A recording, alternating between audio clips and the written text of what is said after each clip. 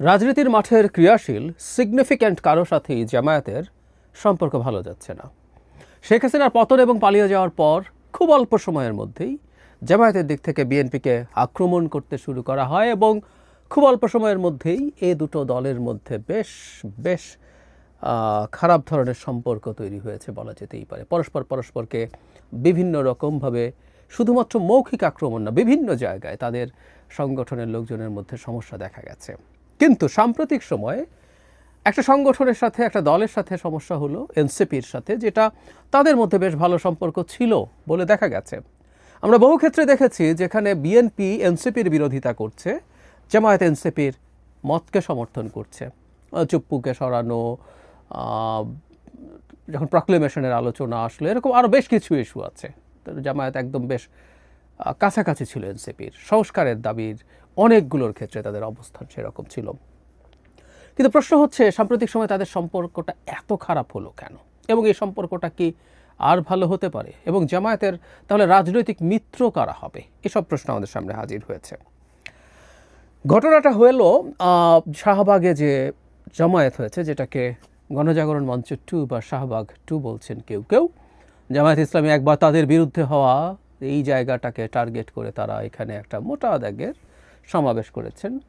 এখানকারই 2-3টে issue নিয়ে। একটা হচ্ছে জাতীয় সঙ্গীত গাওয়া বাধা এসছে, তার চাইতে জরুরি কথা জাতীয় সঙ্গীতকে বাধা দিয়েছেন, এটা নিয়ে অনেক আলোচনা হতে পারে। কিন্তু একটা স্লোগান, গোলাম আজমের বাংলায় আওয়ামী লীগের ঠাঁই নাই বা নিজামীর বাংলায়, এই স্লোগানগুলো যখন আসে তখন ইটস ভেরি ক্লিয়ার যে এটা জামায়াতের স্লোগান। এখন এটা কেউ স্যাবোটাজ করেছেন কিনা, কেউ এর ভেতরে ঢুকে নানান রকম খেলা খেলেছেন কিনা, নানান রকম হাইপোথেসিস সামনে এসে হাজির করানো হচ্ছে। কিন্তু আমি খুব ভালোভাবে মনে করি এই স্লোগানগুলো জামায়াতই দিয়েছে, শিবিরই দিয়েছে, ডেলিবারেটলি দিয়েছে, এবং এটা করতে গিয়েই সংকটটা শুরু হয়েছে, এবং এটা এক ধরনের অনিবার্য ছিল। কেন ঘটনাটা? আমি মনে করি এই যে জামায়াতটা হলো, এই জামায়াতটাকে কেন্দ্র করে আসলে এনসিপি এবং জামায়াত, মানে প্রতিজন, মানে এনসিপি ভেবেছে সে জামায়াতকে ব্যবহার করবে, জামায়াত ভেবেছে এনসিপিকে ব্যবহার করবে। এটা হচ্ছে তাদের নিজের জায়গা থেকে চিন্তা। শেষ পর্যন্ত দুজনই, দুটো দলই, দুটো গ্রুপই তাদের জায়গা থেকে চালাকি করতে গিয়ে এক্সপোজড হলো এবং এই ঘটনা ঘটলো। কেন বলছি দুই দলই দুই দলকে ব্যবহার করতে চেয়েছে? আমি ব্যক্তিগতভাবে বিশ্বাস করি এনসিপির আসলে জনসমর্থন ইভেন শহরেও, ঢাকা শহরেও এখন আর তেমন কিছু নেই। এটা শুধুমাত্র জনাব নাহিদ ইসলামের সেই পয়লা বৈশাখের বক্তৃতার কথা বলে বলছি না। বিভিন্ন জায়গায় তাদের মিছিলের ছবি আসে, সেটা আদৌ মানে সিগনিফিক্যান্ট দূরেই থাকুক, লিস্ট এক ধরনের আশা জাগানোর মতোও না। কিন্তু জনাব হাসনাত আবদুল্লাহ এসে যে কর্মসূচি শুরু করেছিলেন, সেটা আমি জানি না এটা এনসিপির সিদ্ধান্তে কিনা। কারণ হলো তারা প্রথম থেকে বলছিলেন যে জনাব হাসনাত আবদুল্লাহর প্রোগ্রাম এটা, তিনি যমুনায় চলে যান এবং ব্যারিকেড ভেঙে, রীতিমতো তার জন্য ব্যারিকেড ভাঙা জায়েজ আছে, তিনি লোকজন নিয়ে ব্যারিকেড ভাঙেন এবং যমুনার একেবারে বাউন্ডারি ওয়ালের ওখানে গিয়ে থাকেন। পরে এনসিপির সভাপতি, মানে আহ্বায়ক জনাব নাহিদ ইসলামের নেতৃত্বে এনসিপি যায়, জামায়াত যায়, যদিও জামায়াত সাংগঠনিকভাবে গিয়েছে সেটা বলেনি। এরপর আমরা জানি সমাবেশ হয়, এরপর তারা একটু সরে আসেন, তারপর পরদিন শুক্রবার সেদিন তারা শাহবাগে সমাবেশ করবেন, সে সমাবেশ হয়, ইত্যাদি ইত্যাদি। এর মধ্যে প্রচুর জামায়াতে ইসলামীর লোকজন ছিল এবং প্রচুর ইসলামিস্ট ছিলেন। তাহলে যে কথাটা বলতে যাচ্ছিলাম, যতটুকু সাইজও ওই সমাবেশে দেখা গেছে সেটা এনসিপির লোক দিয়ে কল্পনাও করা যায় না। এনসিপির শক্তি তার চেয়ে অনেক অনেক অনেক কম। এতে যেটা আমরা বুঝবো, এনসিপি আসলে চেয়েছে তাহলে, বা হাসনাত আবদুল্লাহ যেভাবেই বলুক, এগুলো টেকনিক্যালিটিস, কিন্তু শেষ পর্যন্ত NCP was very much aligned to this program, এবং এনসিপি তো আওয়ামী লীগ নিষিদ্ধ করার কথা বলছিলই। তারা ভেবেছে জামায়াত আসবে, জামায়াতের এই সংখ্যাটা তারা দেখাবেন, তার এবং এটা ক্রেডিটটা দিনের শেষে এনসিপির কাছে যাবে। এর সাথে অন্য ইসলামিস্টরা আসলো, কারণ জামায়াত যদি খুবই খারাপ হতো আওয়ামী লীগ নিষিদ্ধ করার দাবিতে, এটা খুবই মর্মান্তিক দেখাতো। কিন্তু মোটামুটি তাদের সম্মান রক্ষা হয়েছে, মুখ রক্ষা হয়েছে, এভাবে বলতে পারি।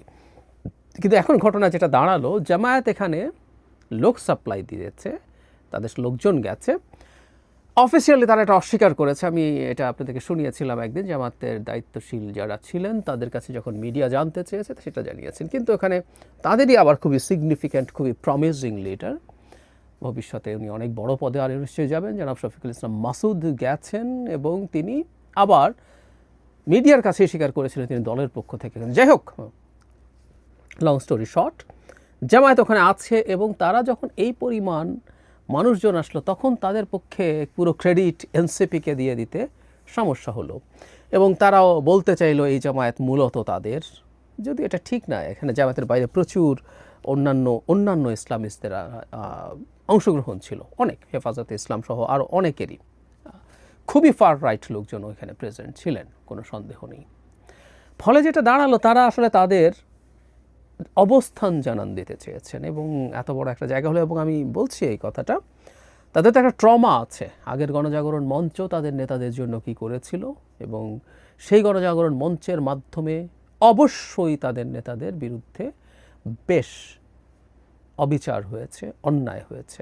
যদিও এই কথাটাও জরুরি, একটা ভুল বিচার হয়েছে, দ্যাট ডাজন্ট নেসেসারিলি মিন যাদের বিচার করা হয়েছে তারা সবাই অপরাধ করেননি, নিরপরাধ ছিলেন না, আমি এটাও মনে করি না। প্রসিডিউরাল অনেক রকম ভুল ছিল, সেই ভুলগুলো যদি ঠিকঠাক মতো করা হতো ভিন্ন আলোচনা আমরা করতাম। যাই হোক, সো তাদের সেই ট্রমাটা যখন থাকে তখন তারা এইখানে যখন আবার সেই জায়গা, সেই ঐতিহাসিক জায়গায় এসে তাদের ইচ্ছে হতেই পারে যে স্লোগানটা দেই এবং তাদের অবস্থান জানান দেয়া, কারণ এই সমাবেশের ক্রেডিট এনসিপিকে তারা দিয়ে দিতে চাইবেন পুরোপুরি, সেটা নাও হতে পারে। তারা সেটা করেননি, না করার এই কথা। কারণ আমরা মিডিয়াতে নিউজ দেখছিলাম, হাসনাত কী বলছেন, সার্জিস কী বলছেন, নাহিদ কী বলছেন, ওখানে দাঁড়িয়ে দাঁড়িয়ে মূলত সেই আলাপগুলোই সবচেয়ে বেশি এসছে। আমার এর বাইরে এগুলোর খুব বেশি কাভারেজ আছে। ফলে এটা একদম এনসিপির একটা সমাবেশ হয়ে দাঁড়াচ্ছিল, তাই তারা কাজটা করলেন। এখন ডিজাস্টার বেঁধে গেল যে এই সমাবেশে যখন গোলাম আজমের বাংলায় আলাপ আসলো, মানে গোলাম আজমের বাংলা, মানে গোলাম আজম পূর্ব পাকিস্তানি চেয়েছিলেন বা জামায়াতও চেয়েছিল, তাদের আবার বাংলা ছিল, এটাও খুব হাস্যকর। যাই হোক, যখন এই আলাপটা আসলো এটার মারাত্মক রিয়াকশন চারদিকে শুরু হয়েছে। মানে এটা এনসিপিকে বুঝতে হবে। এর আগেও তারা একবার এই কাজটা করেছিলেন, উইচ আই অ্যাপ্রিসিয়েটেড, আপনাদের মনে থাকতে পারে, আমি একটা ভিডিও করেছিলাম এটা নিয়ে। তখন নাগরিক কমিটি ছিল এবং নাহিদ ইসলাম তখনও উপদেষ্টা ছিলেন, আমি ভুল না করে থাকলে। তখনও জামায়াতের বিরুদ্ধে জনাব নাসির উদ্দিন পাটোয়ারিকে কথা বলতে শুনেছি, নাহিদ ইসলামকে কথা বলতে শুনেছি। তারা জামায়াত থেকে তাদেরকে এক ধরনের ডিটাচ করার চেষ্টা করছিলেন। এখন যেটা ঘটলো তার ফলে যেটা হবে, তাদের রাজনীতি ক্ষতিগ্রস্ত হবে। কারণ বাংলাদেশের মানুষ ৭১কে, এমনকি মানে খুবই ইয়াং লোকজনও ৭১কে ছেড়ে আসলে বাংলাদেশে কেউ রাজনীতি করবে, এবং সেটাতে যারা আদার সাইডে ছিল, যারা আমাদের হানাদার ছিল, তাদের পক্ষে যারা ছিল, তাদেরকে খুব সহজে নেবে না এখনও, এটা মোটামুটি নিশ্চিত। সেই রিয়াকশান দেখেই আসলে এনসিপি ভীত হয়ে ওঠে এবং খুব দ্রুত তারা জামায়াতকে তাদের গা থেকে ছেটিয়ে বিদায় করার চেষ্টা করে। প্রচুর ঘটনা ঘটলো, ব্যক্তিগতভাবে অনেকেই মানে একযোগে প্রায় নেতাকর্মীরা এখানে স্ট্যাটাস দিলেন। তারপরে যেটা করলেন, তারা রীতিমতো ফর্মাল স্টেটমেন্ট দিয়েছেন। সেটা হলো একদম খোলাখুলি যে আমরা দ্ব্যর্থহীনভাবে বলছি, এনসিপির কোনো সদস্য আন্দোলনে দলীয় স্লোগান বা জনপদের স্লোগান ইতিহাস বিরোধী দেয় নাই, এনসিপিকে সঙ্গে জড়ানো অহেতুক বলছে। বরং তারা যেটা বলছে যে ঐতিহাসিক মানে ৭১-এ যারা ৭১ সালে এই জনপদের মানুষের জনযুদ্ধের বিরুদ্ধে অবস্থান নিয়েছিল, যাদের বিরুদ্ধে গণহত্যায় সহযোগিতার অভিযোগ রয়েছে, আমরা চাই তারা জামায়াতকে ইন্ডিকেট করে তারা নিজেদেরকে অফিসিয়ালি সরিয়ে নিয়েছেন। এরপর আমি জনাব মাহফুজ আলমের সেই স্ট্যাটাস, এগুলো নিয়ে আমরা কথা বলেছি। আমি তাকে এনসিপির মানুষই মনে করি। তিনি বললেন, এরপর জামাত শিবির ছাপিয়ে পড়লো, তিনি আবার ক্ষুব্ধ হয়ে স্ট্যাটাস দিলেন, সেটা শুনলো। পরে তিনি জগন্নাথ ইউনিভার্সিটির প্রোগ্রামে যে ক্রাইসিস কেওস হলো সেখানে উনি গেলেন, ওনাকে বোতল মারা হলো, ইঙ্গিত করলেন শিবিরের প্রতি। তারপর তার একটা অডিও কল শোনা গেল যেখানে তিনি বেশ ক্ষোভের সঙ্গে শিবিরকে ক্ষোভ দেখাচ্ছেন। আমি নিশ্চিত নই সেই অডিও কলটা তার কিনা। যাই হোক, এই পাল্টাপাল্টি চলতে থাকলো এবং আমি ধারণা করি ভবিষ্যতে এটা আসলে কমবে না। এখন সমস্যাটা কি, মানে জামায়াত আবার তাহলে চেয়েছিল কেন এনসিপি? জামায়াত তো নিজেও এই ধরনের একটা অ্যারেঞ্জমেন্ট করতে পারতো। জামায়াত আবার ওই যে বলছিলাম এনসিপিকে ইউজ করতে চেয়েছিল। সে চেয়েছিল জামায়াতের কোনো নেতাকে চাইলেই ব্যারিকেড ভেঙে ডক্টর ইউনূসের বাড়ির কাছে যেতে পারতেন, শফিকুল ইসলাম মাসুদ গেছেন, পারতেন? আমি মনে করি না। বা শিবিরের যদি ছাত্রের কথা বলি, সাদিক কায়েম খুবই গুরুত্বপূর্ণ রোল প্লে করেছেন এই মুভমেন্টে, তাকেও কি যেতে দেওয়া হতো? সম্ভবত না। তাহলে তারা মনে করলেন এনসিপিকে দিয়ে এটা যাওয়া এবং বসাটুকু করি, যাতে তারা তাদের এই আক্রমণের শিকার না হন শুরুতেই, তারা কাজটা অর্গানাইজ করে করতে পারেন, এবং জামায়াত আবার নিজ নামেও যাতে করতে না হয়, না জামায়াতের উপর খুব বেশি আলো যাতে এসে না পড়ে, এটাও তাদের লক্ষ্য ছিল। কারণ আমি বলেছি রিসেন্ট সময় জামায়াত পশ্চিমাদের সাথে যথেষ্ট আলোচনা এবং তাদের সাথে ডিল করার চেষ্টা করছেন, এগুলো ঘটছে। এখন সামনে যেটা হবে আমি মনে করি এনসিপি করতে বাধ্য হলো, কিন্তু এনসিপির সামনে বড় সংকট যেটা তৈরি হচ্ছে সেটা হচ্ছে যে প্রোগ্রাম করবে বাংলাদেশের রাজনৈতিক প্রোগ্রামে কত মানুষ হলো সেটা মানুষ দেখে, একটা নতুন দল বিশেষ করে, এবং ধারণা করা হয় প্রচুর ফাইন্যান্স তাদের আছে, বিভিন্ন বড় বড় শিল্পগোষ্ঠী তাদেরকে টাকা দেন। সেই দলটা যদি লোক না আনতে পারে তার কিন্তু রাজনীতি করা কঠিন হয়ে যাবে। জামায়াতের অ্যাবসেন্সে এটা তাদের জন্য বিরাট বিরাট ঝুঁকির প্রশ্ন। আমি জানি না তারা কি করবেন। এখন তারা কি এই ক্ষেত্রে তারা ইসলামিস্টদের সাথে আরও বেশি র্যাডিক্যাল ইসলামিস্টদের সাথে এই ব্যাপারে তারা কাজ করতে চাইবেন? সেক্ষেত্রে একটা বড় ঝুঁকির জায়গা হচ্ছে তারা যে একটা মধ্যপন্থী দল বলে নিজেদেরকে অলরেডি ঘোষণা করেছেন, খুবই র্যাডিক্যাল ইসলামিস্টদের সাথে তার জোট করা প্রবলেম্যাটিক হবে। আবার ওদিকে জামাতের ক্ষেত্রে জামাত আমি খুবই দেখছি যে বন্ধুহীন হয়ে পড়ছে। তারা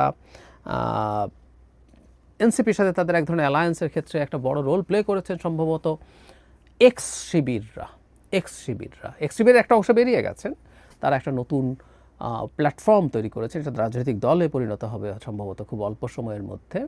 জোনায়েদ এবং রাফে এরা মূল দুজন, ঢাকা ইউনিভার্সিটির শিবিরের প্রেসিডেন্ট ছিলেন। তারা এখানে এই মুভমেন্টেও খুবই জুলাই এবং আগস্টের যে গণ অভ্যুত্থান সেখানেও তারা খুবই ভালো রোল প্লে করেছিলেন। তারা কাছে কিন্তু আমি ধারণা করি এনসিপির মধ্যে এখনও প্রচুর আইদার এক্স শিবির অথবা ঠিক ওভাবে স্বীকৃত শিবির নন, কিন্তু ওই ভাবধারার মানুষজন আছেন। তো ওই ভাবধারার মানুষ যারা আছেন তারা এখনও রয়ে গেলেন এবং তাদের দিক থেকে সেই চেষ্টা হয়তো ছিল, কিন্তু সাম্প্রতিক এই যে ঘটনা ঘটলো সেটা দিয়ে সেই বিচ্ছেদটা জরুরি হয়ে পড়েছে।